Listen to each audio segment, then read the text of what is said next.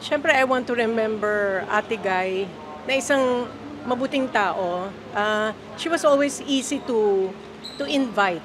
Nung inimbita ko siya to cut the ribbon sa opening ng Music Museum, she readily said yes. Tapos nung magtutour kami, ganun din. Alam mo, hindi nagpa-practice yan. So ako ang kinakabahan. Kasi power of two kami, no? Pero pagdating ng show, alam na alam niya yung tono, ang galing niyang kumanta. Kaya naman ang dami-dami niyang fans. And also, I will always remember, 2 days before siya nag-pass, no? Meron akong picture namin together. I put it beside the window, kung saan yung kwartong pinupuntahan ko lagi. Tapos I would always say kay Lord, Lord, bigyan mong kaligtasan si Guy. Iligtas mo siya.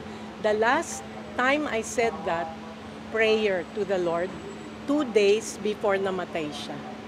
Kaya nalungkot ako. I wish that I had the opportunity to share with her. But I believe, dahil hiningi ko sa pangalan ni Jesus, naniniwala ako na ligtas si Guy. When was the last time po na nagkausap kayo? Naku, ang tagal na. Matagal na. Oo, kasi alam mo, busy siya, busy ako. Kaya dapat hindi tayo masyadong busy para sa mga tao nating minamahal. Making time. Inibitan niya ako nung birthday niya na last, pero ako ay out of town. Yung sa 20th birthday. Hindi ako nakapunta. Oo. Sayang. Feel na malabas pa rin yun sa social media, yung mga dalawa, yung sa concert sa US. Na, Yes, doon ako yes. nakita niyo po yun. Oo. Ano, Ay, doon yung mga... we will always cherish that. You know, that is always something na hindi makakalimutan.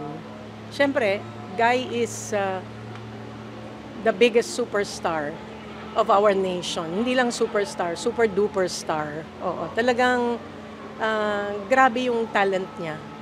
Nagsasama kayo dun sa pagkanta, pero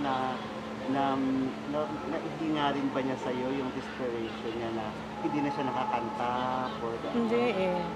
Nalaman ko na nga lang na ano yung naapektuhan ng kanyang vocal cords. So nalungkot ako doon dahil alam mo sa isang singer, ano yon, that is a very sad thing. Parang pinatay. Oo, hindi naman pinatay, parang hindi pinatay, hindi naman ganon.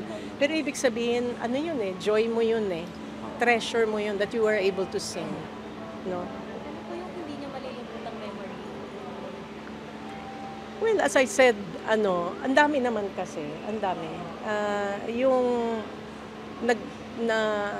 pinagdasal ko talaga siya dahil meron akong magandang picture magkasama kami. I'll put it out in social media. Oo. Naniniwala ako because mabait siya sa tao, lalo na sa mahirap. Ang Diyos, nakikita niya yon eh. So, hindi niya papabayaan ng taong ganon. What have you learned po from Monica? Yung unforgettable po na. Na ano? What is the most unforgettable thing po that you learned from Monica? That I learned from Ate Guy, ay, napaka visible sa kanya yung kabaitan niya sa fans niya. Oo. Very important yun eh. Dahil kung walang fans, wala ka naman. Di ba?